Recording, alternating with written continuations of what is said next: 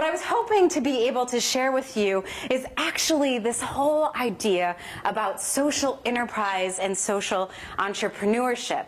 But before we get there, I want to give you a little context, give you a little flavor of the kind of person I am. So I've had this, we're going to call it a habit, okay? There's other words you could use for it, ever since I was a little girl. And this is kind of how it goes. I see something that I don't particularly like. I think about a solution. I don't ask anybody for permission. And then I go out and I try to see if my solution will actually work. And I have been doing this ever since. My mom can tell you, ever since I was a little girl. I'll give you a little flavor of this, okay? So I'm an elementary student. I know that there are some parents in the room.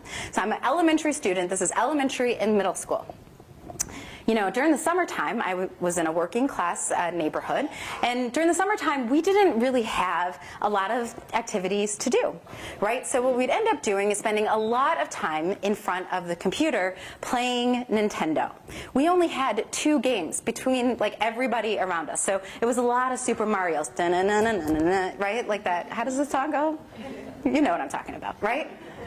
So a lot of Super Mario time. And me, being the child that I am, one day decided, you know what? We need to be doing something more with our brains. You know what? We shouldn't just be, you know, letting our brains go idle during the summertime. So I think what I should do to solve for this problem is to start a camp.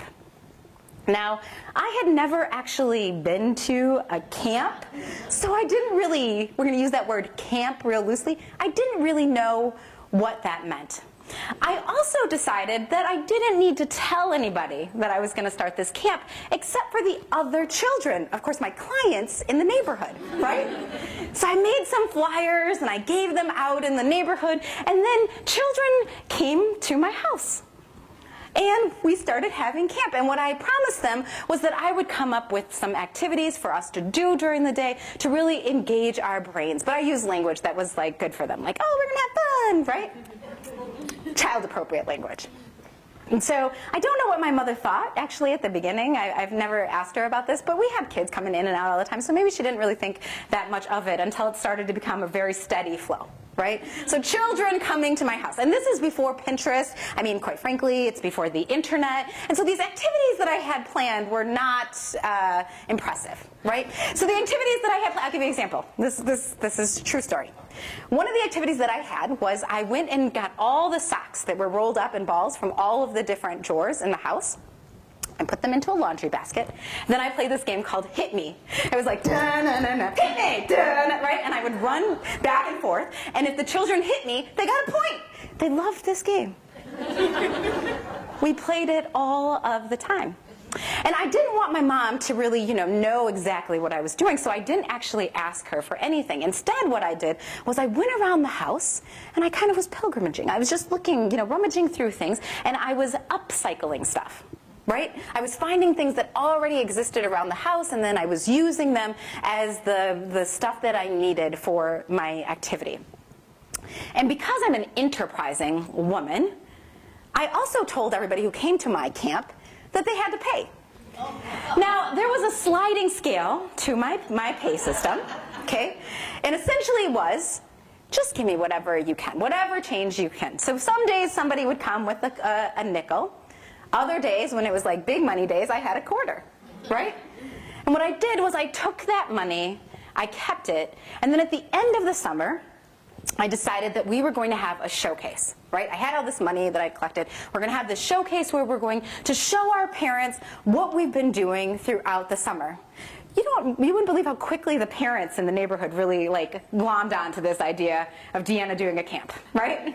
So let me showcase this. So I took that money, and what we ended up doing was buying trophies, really cheap little trophies that we could hand out to the students. I say students now, but they were really my friends, right? To hand out to the other kids for the things that they had been working on during the summer. And this showcase was hilarious. I mean, we have some very incriminating home videos, right? There was dancing to MC Hammer, and there was was like, that was like our dance class, and there was other art projects we put up, and we really thought we were something because we figured out a way to put a clothesline across the patio, and then we connected, we thought we were doing big things because we connected a sheet on top of it, so we had a curtain, right?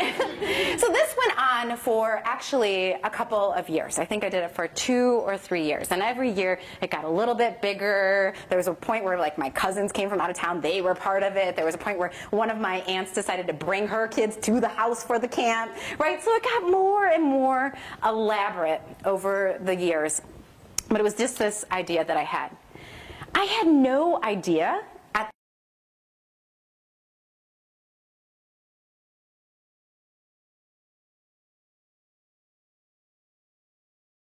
enterprise. Now, for some of you, that might be a new term.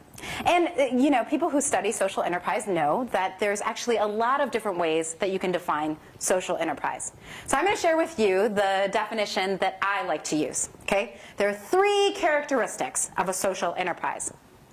Number 1, the enterprise is designed so that you can actually figure out a solution to a social issue. Okay, so that is its primary focus point.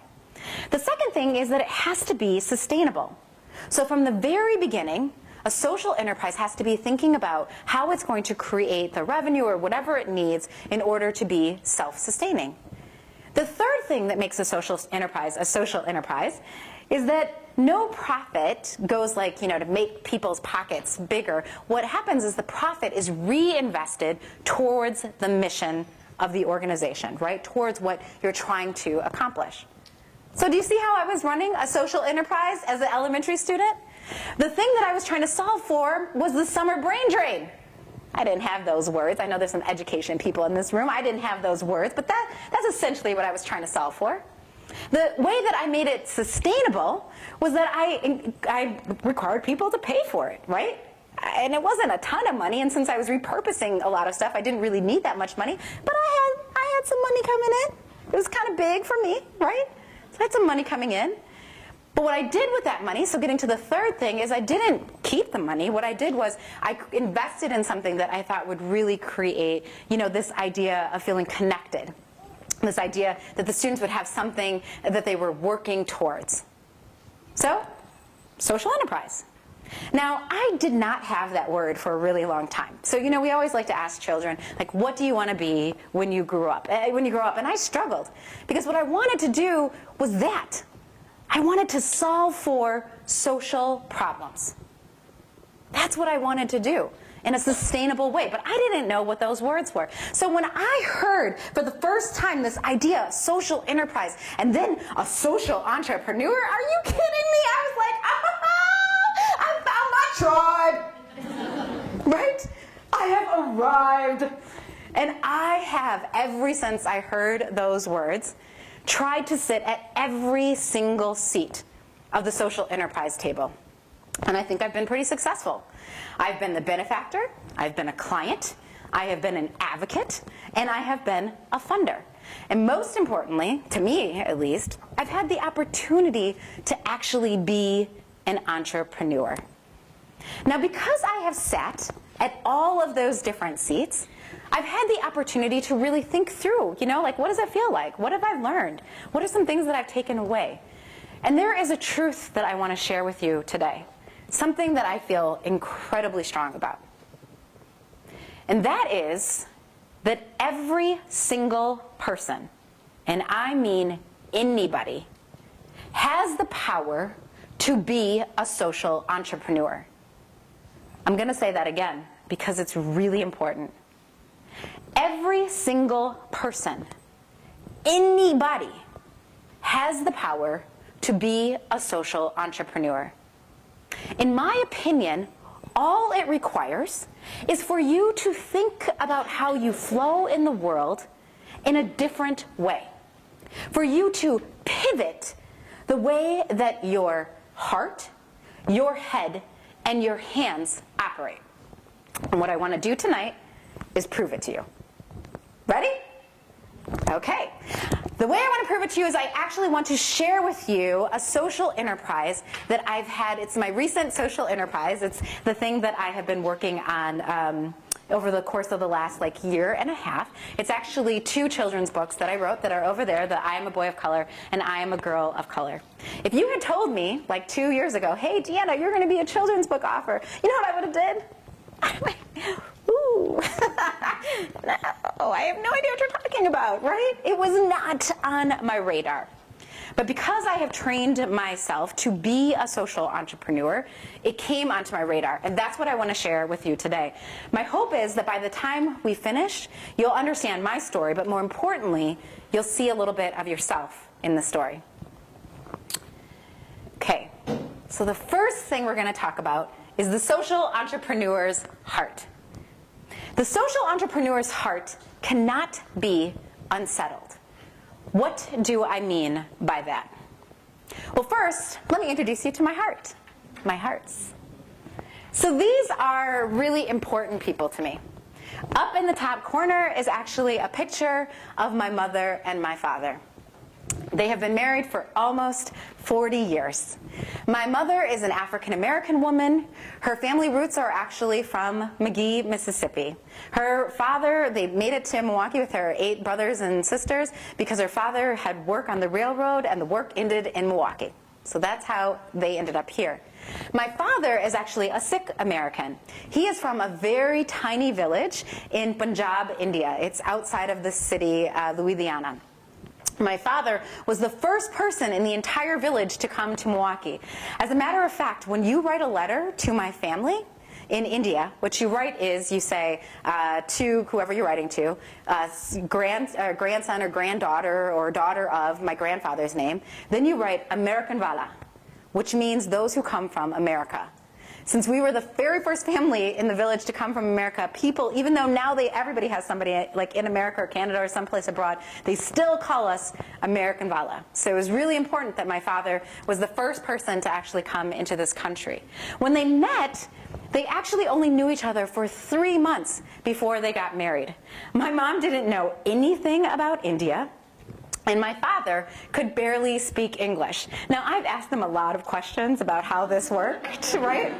Come on, right? 40 years, 3 months, how did this go down? And my mom will tell me that they didn't really date. What they would do is they would sit in front of the TV, and my dad would say, Becky, what is the meaning of this? My mom would be like, well, that means, blah, blah, blah. And then she'd be like, okay. And that's what they did. Somewhere in those translations, they fell in love, right? And I'm so happy because my parents actually created this amazing opportunity for me, and they blessed me in ways beyond what they probably even knew they could. Because what they did was they birthed me into the world, right? At the intersection of East and West. I literally lived in this space between really different religions, between different backgrounds, different food, different ways of thinking, different dress. It was amazing to live in this home that really valued both of these really distinct and awesome cultures. Now, the guy that I'm snuggled up against, ain't he cute? I think so. That's my husband. I still get flutters when I look at him. But we've been married for 14 years, best friends since we were 10 years old. His name is Justin, and he actually is also mixed race. So he is, his mom is German American, and his father is African American. And he had a very similar experience to me growing up in a household where all of his different cultures and backgrounds were really respected, and he was able to thrive in both spaces. And those 2 cutie pies are actually my children. So that is Zephaniah and Zion. Zephaniah is 9 and Zion is 5 years old. And what we try to do every day in our house is to emulate what was done for us as children, right? We try to create a safe space for our kids to not only explore our cultural background, but also to explore all of the different cultural backgrounds we have the great honor of being able to live in this moment in time and in this country. And so it's really important to us to try and create that space for our children. But something happened, okay? My child got ready to actually go to school. So that's a normal thing that kids go through. But I started to realize that this beautiful world that I had curated for my son was not going to be mine to control anymore. I realized that he was going to go into a space that might not always be as welcoming as what we had created at home. And the reason why I knew this is because I lived it. Now, for those of you who have seen my TED Talk, I'm not going to go there because you don't want to see me mess up my makeup. Okay. But I actually learned that I was a person of color on my first day of kindergarten because a little boy on the bus told me, he said to me, you know what God said when he made black people? Oh, I burnt another batch. That was my very first day of kindergarten. So when it was time for my child to actually start school, I started to get some anxiety. I started to get really nervous. Not about him going to school, the kid's brilliant, loves people, whatever, that's all great, but I was nervous about what was going to happen to my little brown boy. So I had this anxiety mounting in me, and it was not good, and I wasn't managing it well. I was trying my best, but it was tough. And I remember being in a meeting, and we're in this meeting. It was a lot of people, and they were all people who are paid to be advocates for children. And we were in this meeting, and we were talking about boys and men of color. And we were talking about the disparities in education for boys and men of color. Now, I have spent my entire career in the social justice space. A majority of it has actually been working to break down the systemic things that make these disparities a reality. This is something that is really important to me. I do not have rose-colored glasses when it comes to the issues that are facing our children. But in this meeting, it was like people were competing to see who could be more negative. Who could talk about our kids in the worst kind of way? I mean, people were using all these statistics, these numbers. They were talking about them like they were widgets, like they weren't real human beings, full of possibilities and potential. And I was already hot. So I stood up, and I said in my best, business, big girl voice, hey, pause, stop. This is not okay. We are paid to do this. If we are in this room and we think it's okay to talk about our children this way, what happens when they are out in the world? What kind of messages are we sending to our children, and what kind of messages are we sending to other people? We are supposed to be the example. We cannot do this. We can't be in here writing our children off and writing them off as and putting together their eulogy. So I got up and I said this, right? I sat back down. My attitude. A woman across the room, she stood up. She said the same thing, way more eloquently than I did, right? But she said she had the same sentiment. So I thought, here we go. We're about to change the tone of the room. Let's go. And then the next person got up.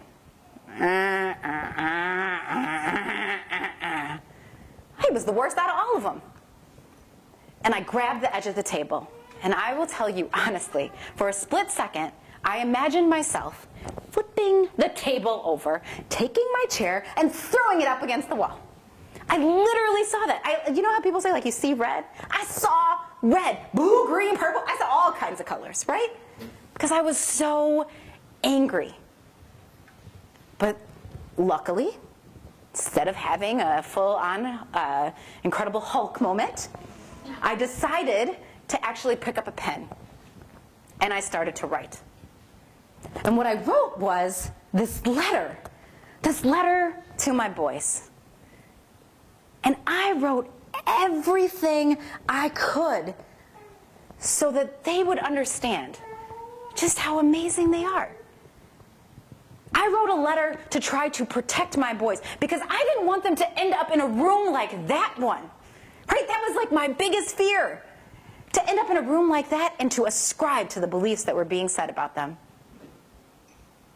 So I sat and I wrote this letter. The meeting ended. People left. I didn't notice any of that. I'm sure they were like, ooh, that girl. She's something. But when I finished the letter, I got up, I went home, and I thought, you know what, I'm going to take the pictures of my kids, take this letter, and, I'm more tech savvy now, but I'm learning a lot, but I'm not that tech savvy, right? And I was like, and I'm going to put it in a PDF. Ooh. Right? And then I'm going to print it and bind it, and I'm going to give it to my kids as a gift. It was around Valentine's Day. I thought, this would be excellent, right? So I do all that. I'm up till like late at night, finish it, feeling a little bit better, not so tense. I get in the bed, and I can't sleep. Why not? I can't sleep because my head is on fire. The social entrepreneur's brain will not stop until it finds a solution. And the problem that I could see right there was that there was a narrative issue. There was something somewhere that was making people think it was okay to talk about children of color in any kind of way. And so I thought to myself, how can I possibly be a part of the solution? And I stayed up at night and I wrestled with this question. Now, I picked up things, I put them down, I spun them around, I looked at them, I thought about them. Just trying to figure out, what could I do to be a part of the solution? And then one night, I came across this information. Now, I don't know if everybody in the back can see this, so I'm going to point out a couple of interesting facts. This is actually done, it's a study that's done every year by an organization here in Wisconsin. What they do is they look at children's books, and then they look to see what representation looks like in those children's books. So in 2015, they published this picture. You will notice that there's a little boy standing here, and he's got a lot of mirrors around him. That is because in 2015, 73% of the books that were published featured white children. Now, my friends, let's walk a little bit farther down this chart. You see this 12.5%? That is for inanimate objects, like trucks. And do you notice how that number is bigger than any of the other numbers that show the representation of children of color? If you, as a matter of fact, add up those numbers, it just barely gets over the inanimate objects. I looked at this as a mother, I looked at this as an educator, and I was appalled. Right? That rage started to come back up again. Because you know what? Right now, in America, more than 50% of our children who are in primary and secondary school are actually children of color. And when I think about literature, and I think about reading, you know what I think? It's one of the greatest equalizers that we actually have in the world. When you pick up a book, you can go into the future, you can go into the past, you could be an astronaut, you could be an artist, you could be anything you want to be. You can go to worlds that don't even exist. Right? And any educator, I know there's some education people in here, so you tell me if I'm wrong. You shout out if I'm wrong. But an educator, a reading teacher especially, will tell you that if you want a child to be excited about reading and excited about learning, one of the #1 things that you do is actually help them see themselves in the material. So what are we telling our kids? When we have numbers like this and the numbers haven't changed for decades, what are we telling our kids? Are we telling our kids that literature is not for them? Are we telling our kids that they can't be that doctor and scientist and artist and they can't go back into different worlds? Are we telling our kids that? Are we surprised that there's literacy gaps? So I sat back and I looked at this and I thought, you know that PDF I wrote that was for my babies? When I look at this, that's really how I feel about all the children I've been blessed to work with. What if I took that PDF and I turned it into a book? What if I helped tick up that number? Now, there was only just one problem with this idea. I knew nothing about writing a children's book. Literally nothing. I didn't know how to publish. I didn't know how to illustrate. I didn't know what it consisted of. Did it cost something? I knew nothing about writing a children's book. But I could not shake the idea. I couldn't put it down. It was really, really sticky. And this is what happens, right? You get an idea, it gets into your mind, and it starts to build and build and build until it's time for your hands to pick it up. Now, the social entrepreneur's hands do not mind getting dirty. A lot of people ask me, Deanna, how did you write this book? Like, when did you do this? What is it? I'm going to tell you the truth. I did not know what I was doing. I made like, you think about a gazillion. What's the number bigger than that? Because I made every mistake you could possibly. You want to know how not to write a children's book? I could tell you more about that than I could about how to write a book, right? I made every mistake because I was learning as I was doing, and I did all the work for this book between 12 o'clock at night and 2 o'clock in the morning. That's when I was learning, and the minute I learned something, the next day I was like, let me just do this thing. As if I knew. I'd been knowing for a long time. No, I didn't know. Right? So I'd learned something at 2 o'clock in the morning. By 9 o'clock the next morning, I was trying to implement it. Right? So I was doing and learning at the same time. I mean, I was all up in the dirt, in the mix, trying to do this. Just to illustrate how unconventional I was through my process. So people ask, like, Deanna, how did you find your illustrator? Okay? So I contacted, art schools, and I contacted friends who were in the arts, and I contacted organizations that did the arts, and I was going through what I thought were normal channels to try and find an illustrator. And when I would find somebody who was interested in hearing what I had to say, I would tell them a couple of specifications. I would say, you know what I really am looking for is somebody who can draw realistic children.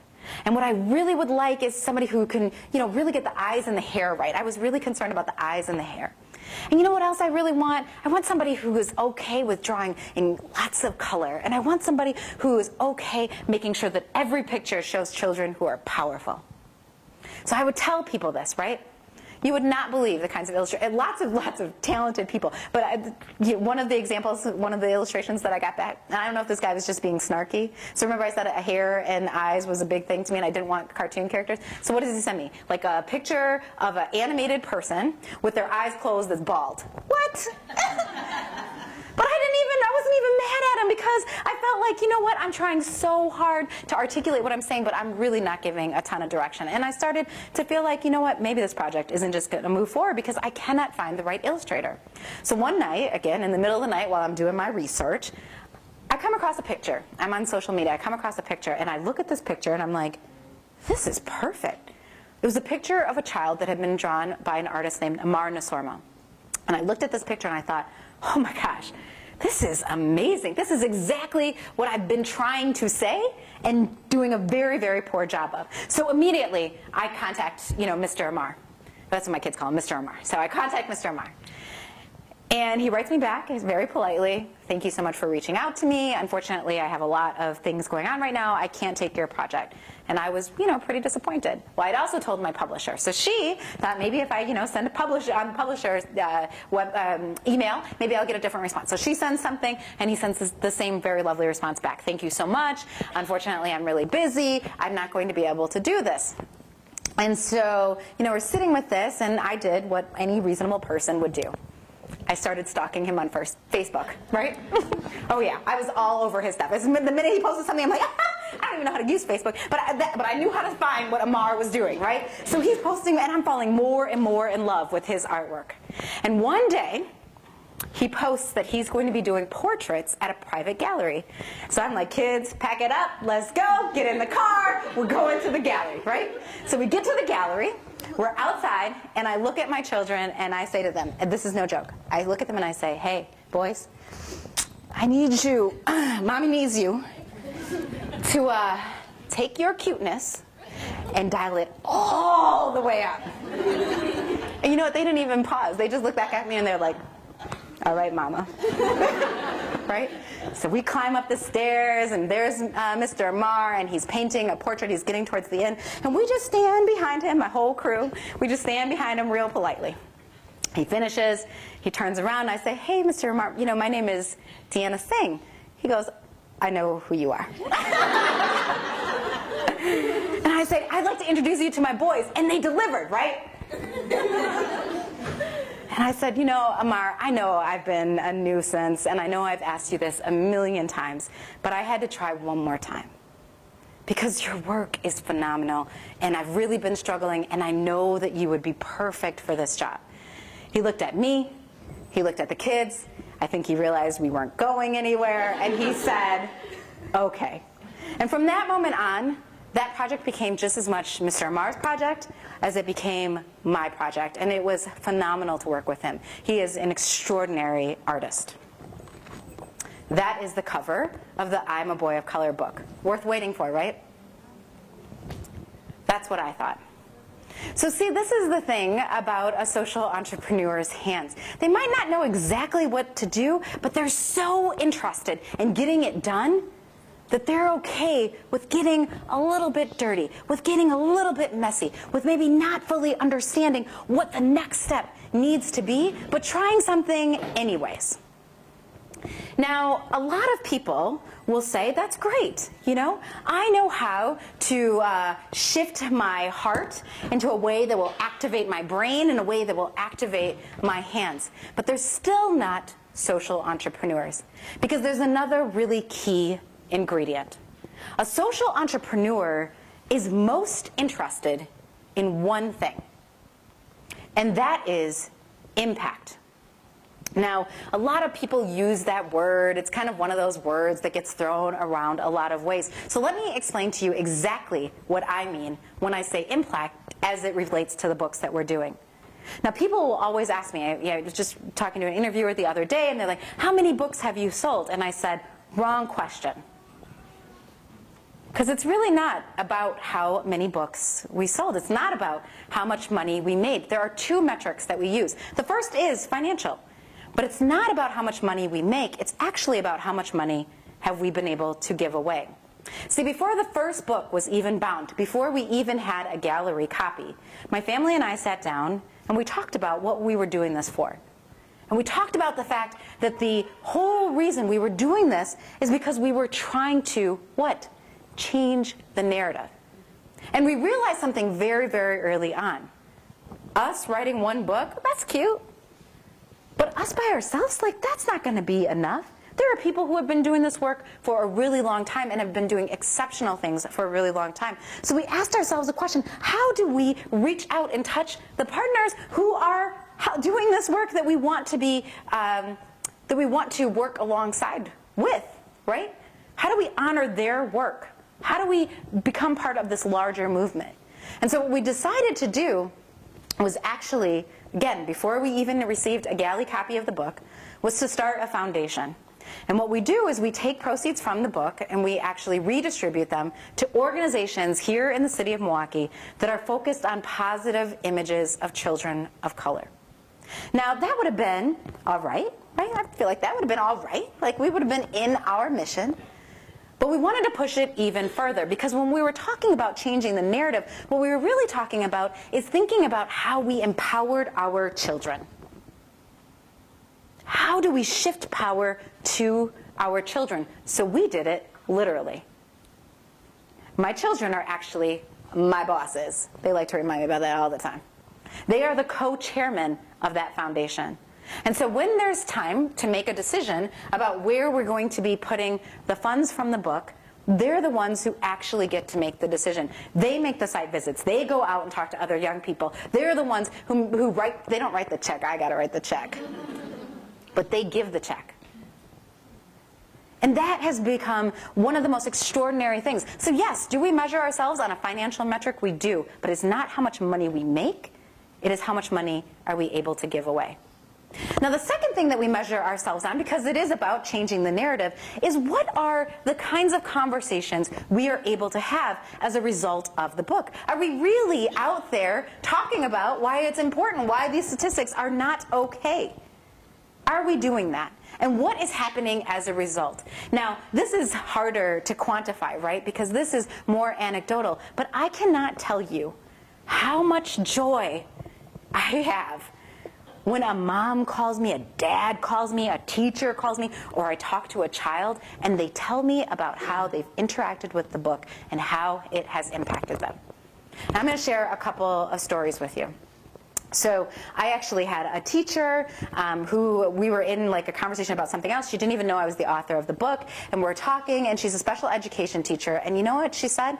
you know, I have this little boy who comes into my classroom every day. He's in kindergartner. Comes into my classroom every day. He is not a reader yet, but he picks up this one book, you know, and he really loves this one book. And he can't read, but I've read it to him many times, so he knows a lot of the words in it. But he likes to make up stories using this one book.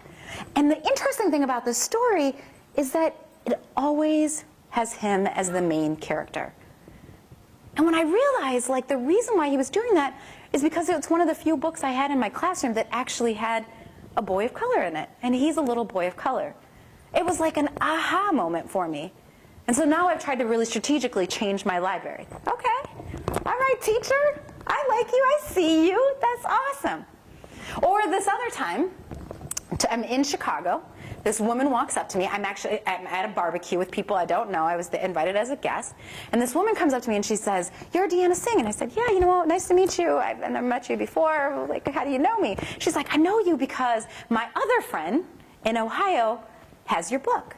And I'm so glad." She's going to freak out when I tell her that I met you, but I have to tell you this story. I said, "Okay." She said, "You know, my friend and her husband decided to adopt a child outside of their race. And when they told their family the good news, their family decided to stop talking to them. And the person who was the most adamant about this not happening was her mother-in-law. So she said, you know, it was really tough for us because we had made this decision. We were really excited about it. We thought our family was going to be excited, so we were surprised." She said, "And then, you know, my friend, they bring their little baby boy home, and he's home for a couple of days. There's a knock at the door. She opens the door. It's her mother-in-law. And she's standing there, and she's holding a basket of things that baby stuff. And on the top of the basket is the I'm a Boy of Color book. And she looks at her daughter-in-law and says, "I don't really understand what you're doing, but I really want to know my grandson." So I was wondering if I could read this to him because I feel like there's something I could learn too. What? Yes! Right? Those moments, that is when you realize, yes, there is impact. Yes, this is bigger than anything I could have ever thought. Laying in the bed, angry. Right? It's way bigger than that. And that's what the social entrepreneur is constantly thinking about. What is important? How do I get closer to impact? Yes, I want to make some money along the way because I want to be able to sustain the work that I'm doing, but that is not where my primary focus is going to be. I want to leave you all with a couple of questions. Remember at the beginning, I said that anybody can be a social entrepreneur? Well, I really meant it. You see, I wrote those children's books, but did I have a degree to write the children's books? No. Did anybody give me permission to write the children's books? No. Did I know what I was doing? No.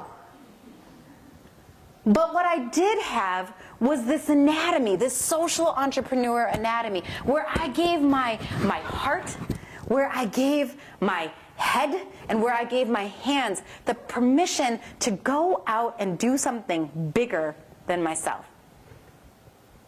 And every single person in this room has the ability to do that. You have to ask yourself some really important questions. You have to ask yourself, what is pulling at your heartstrings? You need to ask yourself, what solutions are occupying your thoughts? You need to ask yourself, what actions could your hands help ignite? And I believe that if you answer those questions, not only can you help me in trying to change the narrative, but together we can actually change the world. Thank you.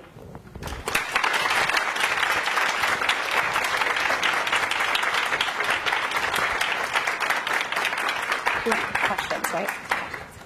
So we have some time. Thank you so much, Deanna. Oh, sure. It was amazing. Thank you all. Time for some questions. Unfortunately, I don't have a microphone with audio to bring out, so just project your voices. I know you can. Is there anybody who has questions? Have you considered making more children's books? So actually, I was just telling the group upstairs, I had a publishing company that reached out to me, and I have a contract in my bag that I have not fully negotiated yet, so I don't know if this will come to fruition, but I was asked to write a book in preparation for the 2020 elections that actually features kind of an empowered girl's voice in the election process. So right now, I have a manuscript for that. There's a book that we're storyboarding that's actually about turbans, because I grew up with my father wearing a turban and people really not understanding that. And so that's another book that we're storyboarding, which means it could turn into nothing or it might turn into something. But the thing that I'm really working on right now is actually books for adults. So I'm writing 2 books. One of them we talked about upstairs. This is the working title, but what we're calling it is The Purposeful Side Hustle. People often are like, wait, I heard that resume that Jody read. That's really crazy. How'd you do that? Well, here's how I did it. I always had more than one job, right? I was always trying to do something that wasn't about making more money, but was about making more impact. And so what we're hoping to do through that book is really kind of lay out a little bit of a guidepost of how to do that. And then the other one is a novel that I can't actually share the title with, but please be on the lookout for, that we're hoping will come out maybe at the beginning of 2019. Yeah. The other thing, sorry, that I will say is that during this research, one of the things that I learned is the reason why there's so few books that feature children of color is because there's a lot of issues at the access point. So there's only a few places that people can access. I mean, you can self-publish, but even that is really a kind of a hard thing to do. And so one of the things that we're also wrestling with and trying to think through is whether or not we want to open up a press that would focus on publishing authors and illustrators of color. And so we're right now in the process of trying to seek some early venture capital for that project. Yes?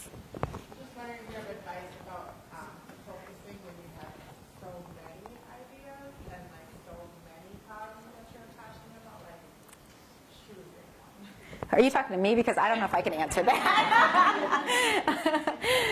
So this is, I was explaining to the group upstairs, I use Excel a lot. And what I use Excel for is I really think in charts. And so one of the things that I have is actually a document that lists out the things that I'm passionate about. So literally this is, you're getting an inside scoop into the way that my brain functions, right? But what I'll do is I'll say, there's a couple of things that are really important to me. So for example, I'll give you some of my titles. Education. I'm really invested in the arts. Obviously, I have a social justice bent, and I am really concerned about what's happening in the poverty and poverty advocacy space, right? So what I make sure I do is that I always am involved in one thing for each of those organizations. And I literally have it from now until I don't know, 2025. And so I know if I'm sitting on a board, right now I sit on the NPS Foundation board. When it's time for me to roll off that board, I'll know that there's a gap there in what I can do, right? And that's coming up. And so I'll start to think hey, that's coming up and I want to make sure that I'm doing it. I also have a section that's I try, and this is, I'm a little off my game in this space, but I also have a section where I'm always mentoring somebody who is in high school, somebody who's in college, and somebody who's in graduate school. And what I will tell them is I'm pretty, explicit about it, hey, you got me for a year. And then I'm going to fill somebody else in that spot. I'm a little off balance with that, but that's something that I used for at least 8 or 9 years. So not only with issues, but also with how I'm going to spend my energy from a mentoring perspective. Other questions? Yes? Who are your heroes? That is such a good and very hard question. I was actually, earlier this week, I spent time with, I think collectively, it's 600 kids? Yeah, 600 children. And it was so fun, right? This is hilarious, but it's very true. One of my favorite things is after you speak to children, children you don't even know, they just come and hug you. Right? And so it's so funny. I'm did I do good? I can tell by how many hugs I get. That's how I measure that. That's my impact measure, right? And so I don't say this as a Miss America thing or whatever, but I actually get so inspired by children. Because as somebody who has had the opportunity and really the blessing to be able to spend a lot of time with children, I genuinely feel those are the moments when I'm with a child that I learn the most. So there's lots of people I could name that I look up to, that whatever, but it's actually the people that I feel like, only because I'm slightly taller, have to look up to me, that are my real heroes. And slightly taller, I mean, really, it's sad. Yeah, I'm wondering if you could share advice that you would give maybe to a young, aspiring social entrepreneur who might just say, oh, I don't quite know if I'm ready to take that leap. Okay, so ladies who were in the session earlier, raise your hand. Okay, I'm going to call on one of you. So look at how fast those hands went down. Come on, who's going to be brave? What was one of the last things I did? I said, every day you have to move a little bit closer. So I always tell people, it's so interesting, right, that the distance between your head and your hands when you're a social entrepreneur, it's a far distance. And the thing that happens when people actually can say, like, I'm a social entrepreneur, and those people who only have really social entrepreneur-like ideas, is that they don't make the connection between the head and the hands. And what happens? It's totally understandable. I get it.